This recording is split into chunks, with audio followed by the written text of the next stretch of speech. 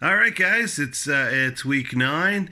Here's the preview. The first time I've ever done the preview after the Thursday night game, but that's what happens when you have something to do Thursday night. You don't get it in beforehand. A lot of big games this week. Will the playoff picture be any clearer? Will we not? Not have a clue. Right now, there's too many teams separated by one game. You got Devon up at the top. He's guaranteed himself a playoff spot. And you got Rich in second place right now with a bye. Might be the first time he's ever had a bye. I think it is. It's pretty embarrassing. But, what can you expect from a team that got first pick overall? So, this week, sorry, Rich, but you're my target this week. Game of the week we talked about was Jason Calder finally gets his time to shine. It's Jason Calder versus Jason Hahn. If Calder wins, he goes to 5-5. If Hahn wins, he goes to 4-6, which could be one game out of a playoff spot.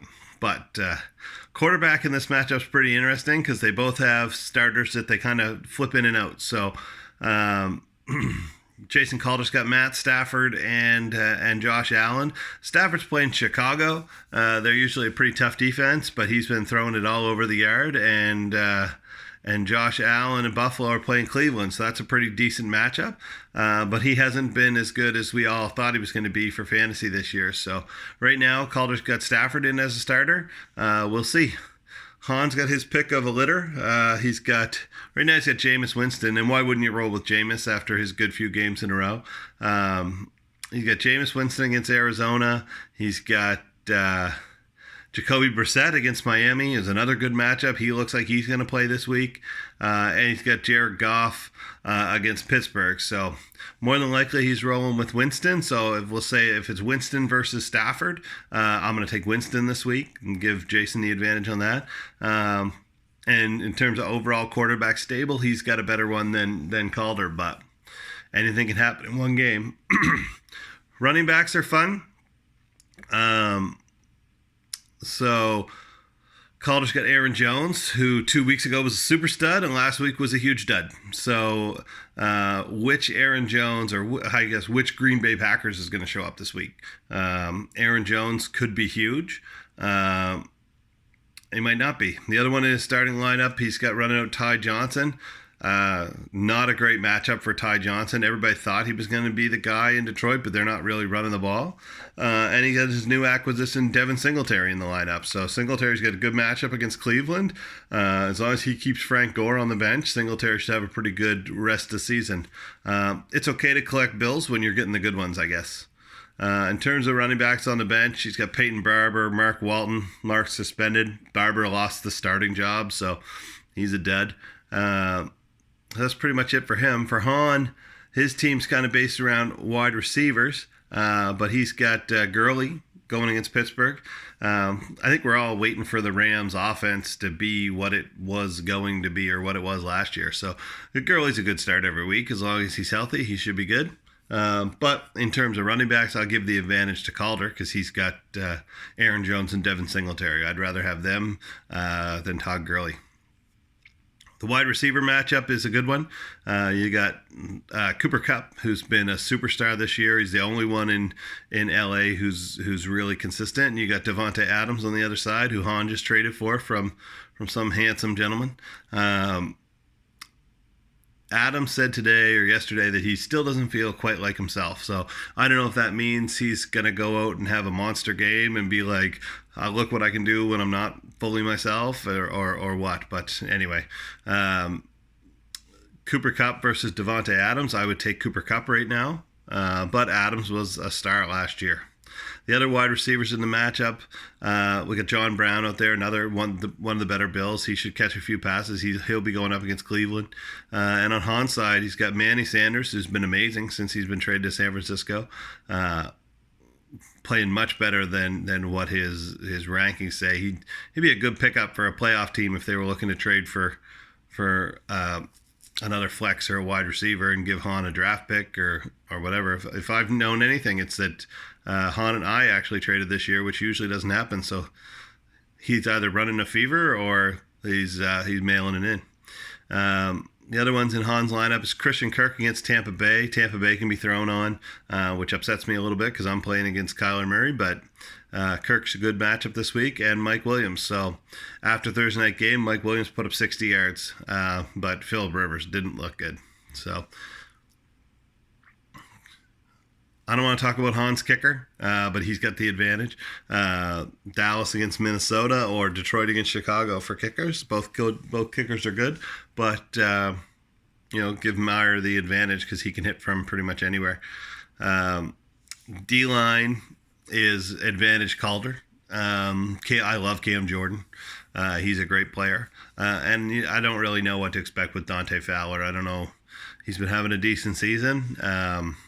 But going against Pittsburgh, he could get some sacks because Mason Rudolph could hold the ball too long. But last week, Mason Rudolph literally just threw it to Jalen Samuels every 3-step drop. So linebackers, Corey Littleton's been really good this year for Hahn, and Terrell Edmonds has been good for Calder. So I'd say they're pretty much a wash.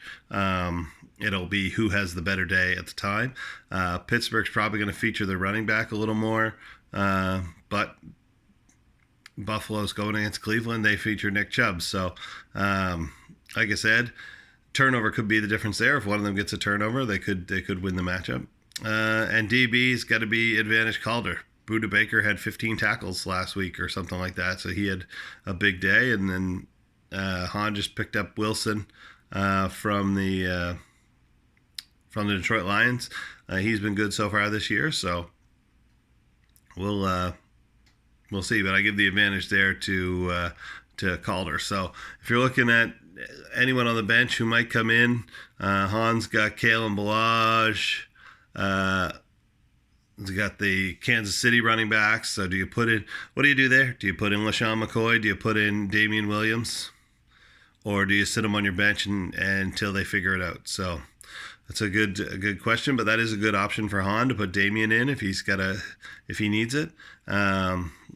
Calder, unfortunately, had a 12-point defensive lineman sitting on his bench with Melvin Ingram, so unfortunate there.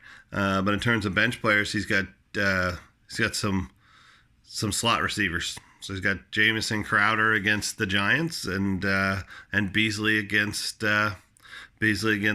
Cleveland. But how many Bills do you want to have in your starting lineup? So right now, I'd say Crowder would be a pretty decent play.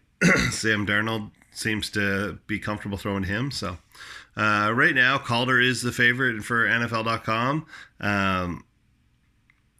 But my gut says Hahn's going to win this one. And since the jinx is dead, I guess, he might. So I'll pick Hahn in that first one. Next matchup is me against Dan. Dan's favored and big-time favored as far as NFL.com goes. But after Thursday night, I'm up 19-10. So the only thing is both of our guys overshot their projection. Unfortunately, his was the tight end, and I have no points for my tight end this year. Mine was Melvin. So Melvin would have been a key player for me, but since he's already played, it's going to be my key players are going to be Mike Gesicki at tight end. I'm playing a Miami Dolphin. So here's hoping that since Preston Williams is hurt, he gets some targets. And Matt Breida. Matt Breida against Seattle. So we won't know what's going to happen in this game till Monday night since I've got a couple of running backs going Monday night. But those are my two key guys. It's got to be Juju for Dan. Hopefully it's time for Juju to get going. And I would say probably Devonta Freeman. His other new acquisition there when the Singletary trade. So those guys will be big for Dan, and if they exceed their expectation, he could walk away with this one. The positional matchup for this one's got to be quarterbacks. You got two rookies. You got Kyler Murray, who's been great for fantasy, going against Tampa Bay, who's been hemorrhaging points to quarterbacks, and you've got Daniel Jones, who's been okay for fantasy for me. Going against the New York Jets, who have been hemorrhaging points to everybody right now. So it's a good option. It's a good matchup. Like I say, Dan is favored, so we'll see what happens. But I'm picking me. I'm looking to go to 6-4. I'm looking to catch Rich. I'm looking to get that bye and get in those playoffs. I think we all want a shot at taking Devon down. So It'll be interesting to see how that match works out, and hopefully I come out on top. Next one is Danny versus the Chub Chub Train. So Chub Chub Train's rolling, but it's Devon's bye hell this week. So he's got, in terms of buys and injuries, he's got DeAndre Hopkins, T.Y. Hilton, A.J. Green, DJ Chark. So that's 4 starters possible on injured. So that's not great for him. So for Devon's key players, I'm going to go Nick Chubb against Buffalo. Buffalo's they've been able to be run on, so Chubb could be in for a big day. And then I want to say Ginn, but really it's just Ginn is kind of a spot start. I'll say Mark Andrews. Mark Andrews going against Cincinnati. Cincinnati's giving up points to everybody, but they're a tough tight end matchup for some reason. I don't know why. But they're a tough matchup for tight end. So Mark Andrews is going to be key for Devon. If he gets some good play out of those guys, and then some of his guys he's getting for flex step up, you never know. The interesting one with this one is James Conner's now out too. So on the other side, number one, most important player for Danny is going to be Jalen Samuels. Will he rush for more than 10 yards? And doesn't matter. Will he receive for 80 yards like he did last week? If he wouldn't have fumbled, maybe I would have had a chance. But he did. He fumbled, and he's dead to me. So Jalen Samuels, key player number one. And I would say Diggs against Dallas. So no Thielen probably. So Diggs could be in for a big day. But last week with no Thielen, he didn't do a big day. So which Diggs shows up? That's the real deal question. And the telltale positional matchup in this one will be quarterback. Drew Brees came back last week, was a stud, and Devon's got Russell, who put up 50 points last week. So Russell puts up 50, Devon wins. But Devon at 9-0, I'm picking Danny to pull off the upset this week. I think his matchups are a little better, so I'm picking Devon to go 9-1. Rich against Matty Ice. A couple weeks ago, I would have been like, whoa, this is juggernaut matchup. And right now, they are both scheduled to get 110 points. So what happened last night? Last night, it's 9.6 to 1.5. So Keenan Allen got 9.6, so his first decent game in a long time. And Joey Bosa did nothing. Melvin Ingram got all the sacks. So not a great start for Rich's team, but he's got the power to be able to come back.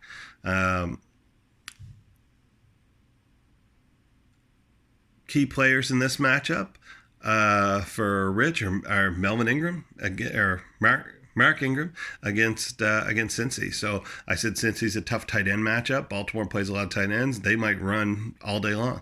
And if they do, Mark Ingram's going to be good. The next one's Tevin Coleman. So which Tevin Coleman shows up?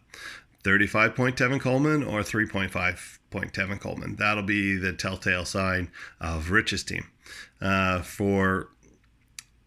For Matty Ice, his key players, Golden Tate. Golden Tate's one of the only guys there to catch the ball. Ingram's out, Shepard's out, so Tate could be in for a big game against the Jets because there's no one there that can cover him. And the other key players, David Johnson. So David Johnson says he's coming back this week, but he said he was healthy 3 weeks ago when he got 0 points and played 2 snaps. So David Johnson will be a big matchup. Not to mention he's going against Tampa Bay. So Tampa Bay's matchup is tough for running backs. I think they're 2 or 3 overall against running backs. So that's not good. And the position players that I'm watching in this one is tight end. You got tight end 2 of the upper echelon. You got Travis Kelce for Kansas City going against Kittle. So I like that matchup. I'm going to pick Rich to pull this one out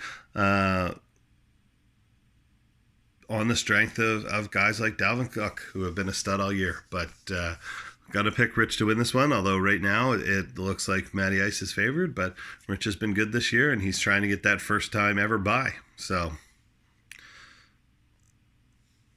then you got bye week for Drew. Oh, sorry. I mean, he's playing Mike Yip's team. Right now, Yip is projected to get 60 points. So, not great, Bob. You got for Drew, his keys, Le'Veon Bell. Is he injured? Does he play? If he plays, it's against New York. Does Adam Gase use him, or is Adam Gase more of an idiot than we all thought he was? So Le'Veon Bell is key player number one. Key player number two is Gerald Everett. Gerald Everett coming back from the bye. Are they going to use him? He's been hit or miss. So he's been really good and he's been really bad. So Gerald Everett is a key for Drew. It's a good option. He's got a decent matchup. Pittsburgh's got a good defense, but they can be got over the middle. So that'll be a juicy matchup for him. Over on the other side, right now we got Adam Thielen in the lineup, who's not scheduled to play this week. Patrick Mahomes, who's full participant, so I'm assuming Patrick Mahomes comes back. But key players for for Mike Yip, if he's going to put up a fight, we need to see Kenyon Drake that we saw last week. He's, again, tough matchup against Tampa Bay. The other key is going to be Marquez Valdes-Scantling. He should have a better matchup because the second quarterback for Carolina is not near as good as Bradbury. So, but is he going to play? He's limited. Not 100% whether he's playing or not. But the key battle in this one's going to be quarterbacks. So it's going to be Lamar Jackson against, right now it's Kirk Cousins. But if Mahomes is playing, can you really leave him on the bench? So it'll be up to you which one he picks. But Lamar versus either one of those guys, both of them have been really good. So for Yip to win, his quarterback has to go big. So I'm picking Drew to win this one. Right now, we had a disappointment in Tyrell Williams. He didn't catch a touchdown for the first time in a while. He only got 25 yards, so not a great start for him. And finally, you got Graham against the Commish. I think we got Jimmy G still. Yep, Jimmy G. Deke says he's playing the matchups with his quarterbacks, but I'm pretty sure he hates Tom Brady. No, I'm just kidding. Tom Brady's on a bye, so Jimmy Garoppolo has to be Derek's starter, so there's no quarterback controversy, at least for this week. I know seeing Jimmy Garoppolo out there is going to make Aaron Andrews pretty happy. Right now, we got Derek off to a big lead. He had two good players last night. Both of them overshot what they were supposed to get. Austin Eckler caught a touchdown, and Josh Jacobs got 116 points. And Phillip Rivers played last night, and he was not pretty for Graham. So he's only got 10. So Deke's up 26-10 to start. Key players in this game for Graham is going to be O.J. Howard. He picked him up off waivers when Evan Ingram got hurt. And they said Arizona sucks against the tight ends. So if there's ever going to be a game where O.J. Howard can do anything, it's this one. And then on the second one, it's Michael Gallup. So Gallup, it could be Gallup or Ronald Jones. Ronald Jones is now the starter. He's also going against Arizona, but he could have a big day. But Michael Gallup is going to be key for Graham because there's a chance Amari Cooper doesn't play. So if Amari Cooper doesn't play, Gallup is the man going against Xavier Rhodes. And I think right now I'd rather go against Rhodes than Trey Wayans in terms of cornerbacks, because Rhodes seems to have lost a step. But for Derek, two of his players have played, so I would say I would have made Austin Eckler a key. But I'll say it's DJ Moore against Green Bay. Green Bay hasn't been shut down like they were before. And I would say it's back to TJ Droppinson. So will he catch a touchdown, or will he drop a touchdown, or what will he do? The tight end position has been crappy all year, and TJ Hawkinson started off really hot and everybody missed it, and he hasn't been good since. So, but he could have been good because he dropped a bunch of touchdowns. Key positional matchup, it's got to be running backs. So Christian McCaffrey is on pace to set a fantasy record this year for most points ever by anybody.